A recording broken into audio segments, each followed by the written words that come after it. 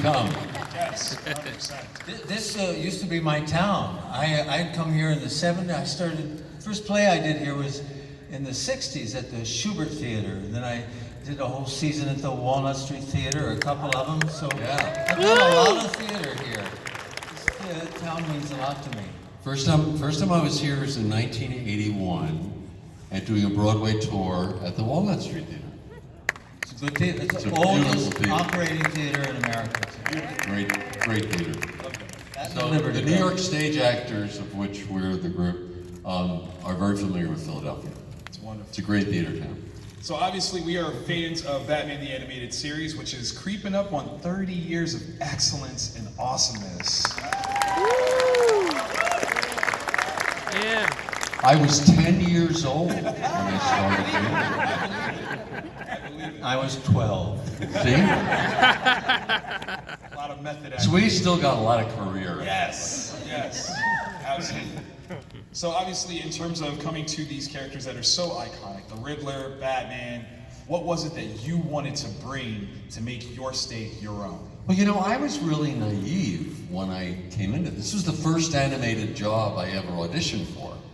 Now that just doesn't happen, that you walk in to audition for Batman, and it's the first thing you've ever auditioned for in the animated world for a voiceover, and you get it. That just doesn't happen. So that was just a very, very lucky day. But I think the fact that I didn't have any experience with the animated world, with voiceover world. I didn't know who Bruce Timm was, or Eric Radomski, or Andrea Romano. I wasn't intimidated. I didn't know enough to be intimidated. I was too much of an idiot to be intimidated.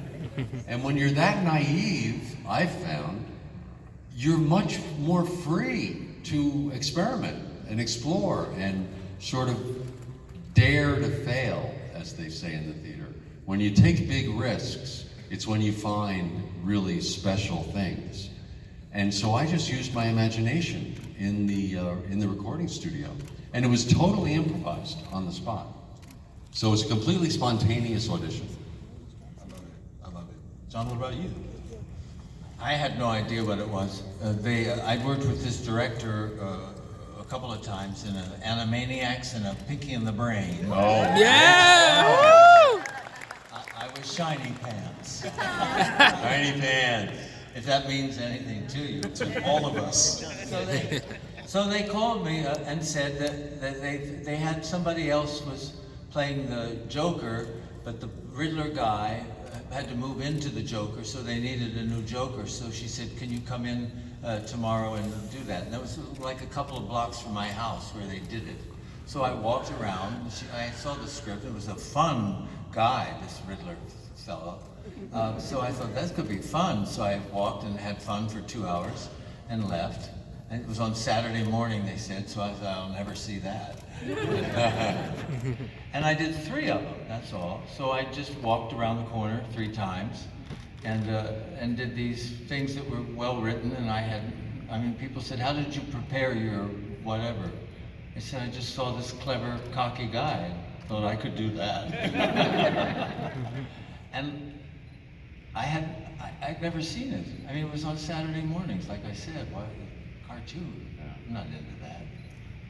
But now, 25, 30 years later, I'm seeing how much it affected so many people. Yeah.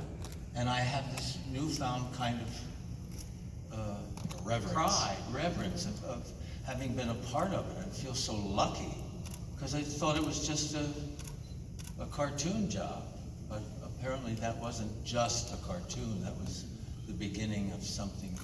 A legacy. It's like a legacy. So God bless you all. Yes.